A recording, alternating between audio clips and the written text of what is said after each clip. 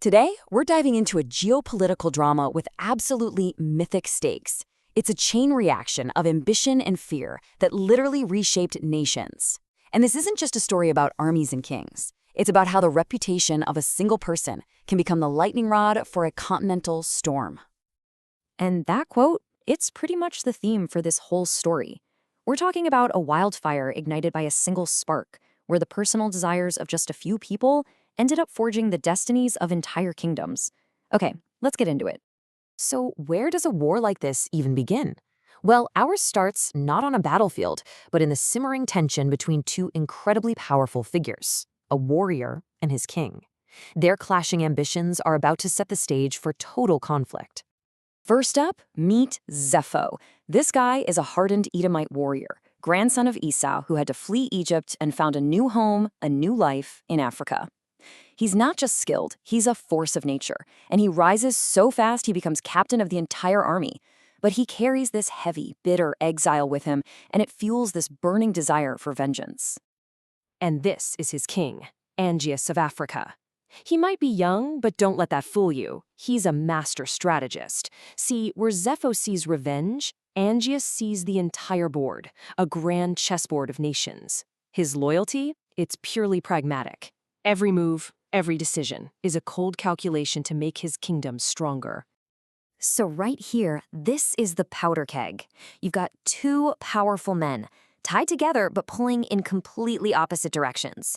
Zepho, driven by his past, is pushing hard for a war against Egypt. But the ever-calculating Angeas, he refuses. He knows his enemy's too strong. And this creates an empire just brimming with this restless, explosive energy, just waiting for a spark. While all this tension is building in Africa, a power vacuum is opening up somewhere else. And what's crazy is that it's all centered on one remarkable woman. Over in the land of Chetim, their patriarch Uzu dies. Now, you gotta understand, Uzu wasn't just a leader. His people basically saw him as a living god.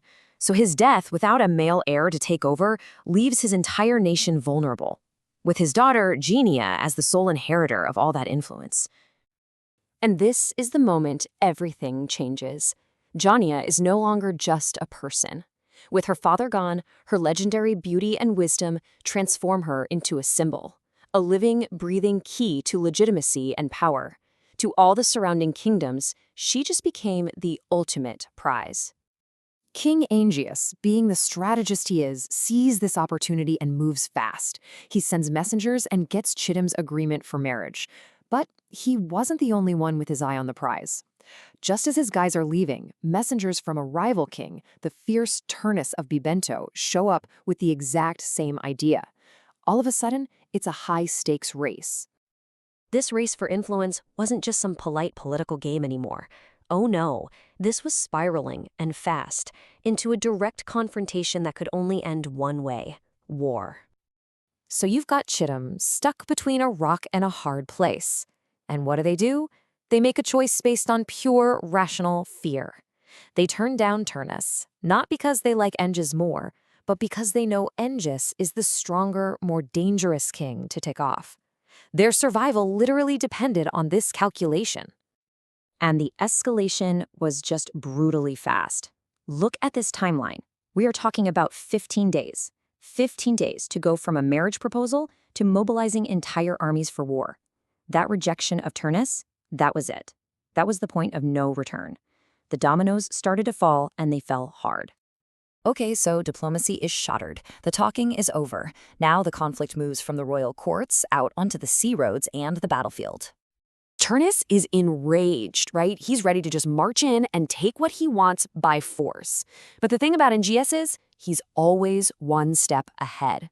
He wasn't waiting to be attacked. He was already on the move, preparing a devastating counterstrike of his own. Angeas' response was swift and deeply strategic. He doesn't just defend, he goes on the offensive, sailing to his brother Lucus in Sardinia to forge a powerful, unified front.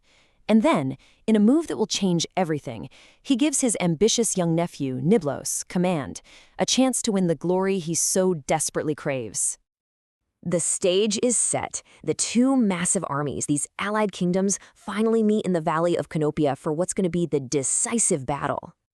The fighting was absolutely brutal, devastating, and it was Angea's allies who took the brunt of it.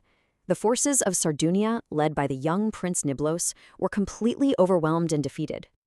And in the chaos of that battle, the eager young prince, Niblos, was killed.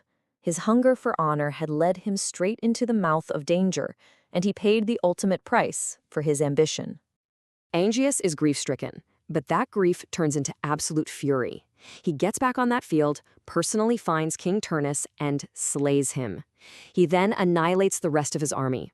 In the aftermath, the two fallen leaders, Prince Niblos and King Turnus, were buried just as they lived, as rivals, placed in tombs on opposite sides of a road, forever separated.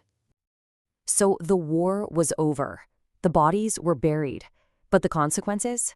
They were now etched into the very landscape of the continent, creating a completely new distribution of power. And this chart lays it all out perfectly. Africa went from just being a regional power to the dominant hegemon. Bibentu, Turnus's old kingdom, is now a vassal state. And poor Sardunia, Ange's ally, is left weakened and grieving the loss of its prince. And finally, with the war won and the new order established, Angeas travels to Chittim. He claims the prize that started this whole thing, marrying Jania and bringing her back to Africa. The circle of conflict is finally closed. This whole sprawling conflict is just a powerful reminder that wars aren't only fought with swords, they're fought with reputation, with ambition, and with fear. The renown of a single person became a political prize, and it ended up creating an empire. It really proves that sometimes the most powerful force on the map isn't an army, it's a story. And it makes you wonder, what spark will ignite the next war?